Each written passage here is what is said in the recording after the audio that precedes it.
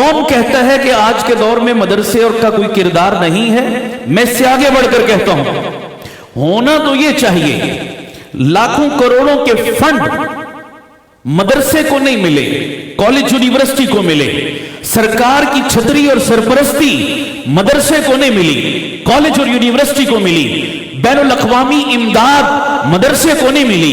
College اور university کو ملی، بھاری بھاری مراعات اور جناب ڈی اے یہ مدرسے کے اساتذہ کو نہیں ملے، کالج اور یونیورسٹی میں پڑھانے والوں کو ملے، لمبی چوڑی عمارتیں مدرسے کے حصے میں نہیں آئی، کالجوں یونیورسٹیوں کے حصے میں آئی۔ جب اتنا کچھ ان کو ملا تو پھر اس کا تقاضا تو یہ تھا میری قوم کا ہر دوسرا نوجوان ڈاکٹر ہوتا، ہر تیسرا نوجوان انجینئر ہوتا، ہر چوتھا نوجوان گریجویشن کیے ہوئے ہوتا، ماسٹر کی ڈگری لیے ہوئے ہوتا۔ لیکن اتنی مراعات اور فنڈز کے باوجود بھی ان اداروں نے میری قوم کو کیا دیا؟ وہ ریزلٹ آپ کے سامنے ہے۔ لیکن اس کے مد مقابل ان مدرسوں کی چٹائیوں پر بیٹھ کر ان ملا لوگوں نے ایک ایک مٹھی آٹے کی بھیک مانگی ہے، زکات کے چند ٹکڑے جمع کیے ہیں، فطرانہ مانگا ہے، قربانی کی کھالیں مانگی ہیں، زمانے کے تانے سنے ہیں، لوگوں کی تنقید کو برداشت کیا ہے، لوگوں کے حالات کے جبر اور ستم کا مقابلہ کیا ہے۔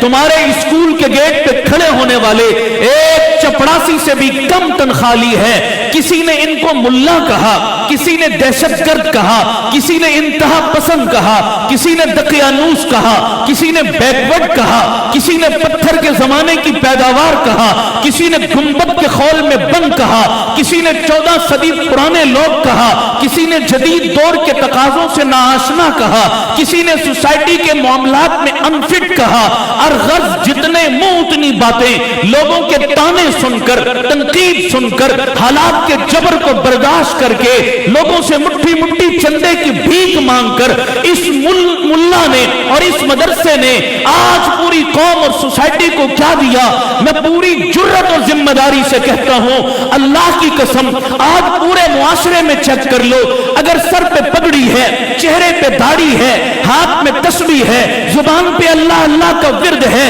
ان چھوٹے چھوٹے بچوں کے سینوں میں رب کا قرآن ہے، مسجدیں سجدوں سے آباد ہیں، میناروں سے اللہ اکبر کی صدائیں گونجتی ہیں، حاجی لبیک اللہم لبیک کی صدائیں بلند کرتے ہیں، میدان کارزار آباد ہیں، خانقاہوں میں اللہ کی صدائیں ملتی ہیں۔ آج